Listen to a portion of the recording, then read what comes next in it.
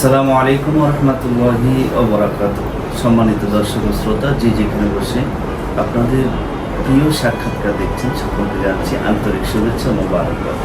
দর্শক, ক্যান্সার একজন মরণ ব্যাধিকে দিকে নিয়ে যায়, এটা সকলেই জানি। অর্থাৎ ক্যান্সার মধ্যে মানুষ মরে যায়, এটা আমরা অপ্রিয় সত্য হলেও আমরা সকলেই মেনে নিই। আমার এক আত্মীয় ওই দিন কথা হলো, সে ক্যান্সার নিয়ে কথা বলছিলেন। আমাকে বলল যে আমার এক ভাই ক্যান্সার রোগে মারা গিয়েছে, তাকে অনেক ডাক্তার দেখিয়েছে, কিন্তু লক্ষ লক্ষ টাকা খরচ হয়েছে, কিন্তু ক্যান্সার রোগে সে ভালো হতে পারেনি, অবশেষে মারা গেল। সম্মানিত দর্শক, আসলে খুবই ব্যথিত মনেই কথাগুলো বলছিলেন, কিন্তু সেটা মেনে নেওয়া ছাড়া কিছুই নেই। তারপরেও আপনাদের কাছে এই ক্যান্সার রোগ নিরাময় করার জন্য আজ একটি ইন্টারভিউ নিতে আমি উপস্থিত হয়েছি, মোহাম্মদ শফিউল আলম। সময়ের দর্শক, শুরুতে আমরা একজন ক্যান্সার যোদ্ধার সাথে পরিচিত হই। আমার ডানে যিনি রয়েছেন, যে আপনি আপনার নামটা কি বলবেন? নাম আবুল হাসান, বাড়ি মুরাদনগর থানা, কুমিল্লা ডিস্ট্রিক্ট। আপনি ভালো আছেন? ইনশাআল্লাহ সম্মানিত দর্শক, চলুন আমরা ওনার সাথেই আমরা পরিচিত হলাম। এখন আমরা ওনার ক্যান্সার বিষয়ে জানতে চাইব।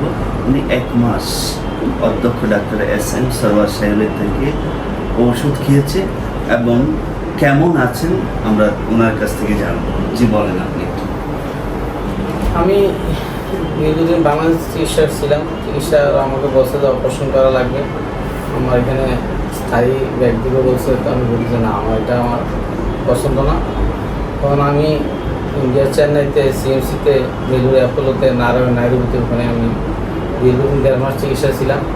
পরে আমাকে বলছে যে অপারেশন করা লাগবে। অপারেশন না করলে কেমো বা রেডিওথেরাপি দিলে 75% আমার ভালো হবে, এবং এটা আমার পায়খানা থেকে 5 সেন্টিমিটার উপরে, যদি 5 সেন্টিমিটার নিচে, 5 সেন্টিমিটারের যদি উপরে হইতো তাহলে এটা চিকিৎসাটা ভালোভাবে করা। তা আমি ওখানে সুন্দর চিকিৎসা পাইনি। আমি চলে আসছি বাংলাদেশে, দীর্ঘ 2 মাস ছিলাম।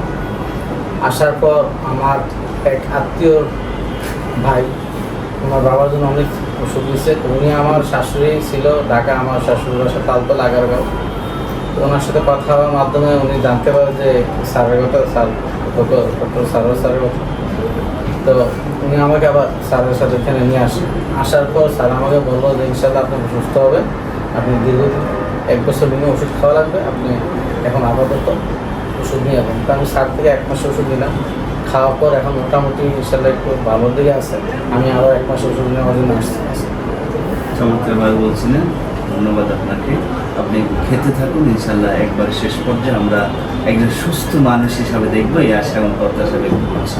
সম্মানিত দর্শক, দেখলেন, শুনলেন, আসলে কি বুঝলেন? আসলে মেসেজটা আবারও আমি স্পষ্ট করে দিচ্ছি যে ক্যান্সার সম্পর্কে মানুষের যে ধারণা, সেটা আজ স্পষ্ট হলো যে হোমিওপ্যাথিকের সঠিক ডাক্তার যদি হয়, একজন গবেষক যদি হয়, অবশ্যই তিনি ভালো করার আল্লাহ পাক সে ক্ষমতা ওনাকে দিয়েছেন। আর তার মধ্যে অন্যতম যিনি, আপনাদের সাথে আমরা সকলেই পরিচিত হব এবং ওনার সম্পর্কে আমরা জানব। আর তিনি আর কেউ নয়, অধ্যক্ষ ডক্টর SM সরওয়ার, যিনি ক্যান্সার নিয়ে গবেষণা করছেন। অনেক পুরস্কার ওনার আছে। ওনার সম্পর্কে জানার জন্য আপনারা ভিজিট করুন ইউটিউবের মধ্যে ডাক্তার SM সরওয়ার নামে, দেখবেন অসংখ্য সাক্ষাৎকার পাবেন। এই আশা এবং প্রত্যাশা ব্যক্ত করে শেষ করছি। আসসালামু আলাইকুম রহমতুল্লাহি ওয়া বারাকাতুহু।